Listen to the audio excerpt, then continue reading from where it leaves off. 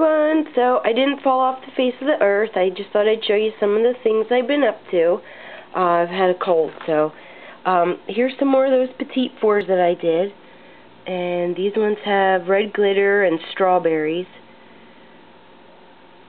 The lady at the shop requested strawberries. She thought they were cute for Easter and stuff. And I got a whole bunch more over here. But, and then I worked on, this soap here is a luxury bar, and this one I'm calling Lover's Loaf, because it's for hubby, and I call him Lover.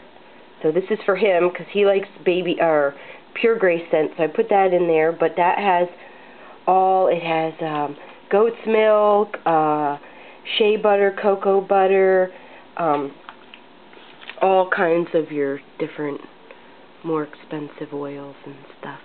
And then this one here is just a patchouli that I sent. I love that, but as we know with patchouli, you have to either like it or you don't. But this one smells really good. And then these are two of the packaged up soaps that I did for Valentine's Day. I got the little tag on there. This is my ingredients. And bows and ribbons, and I found this pink cellophane. Oh my gosh!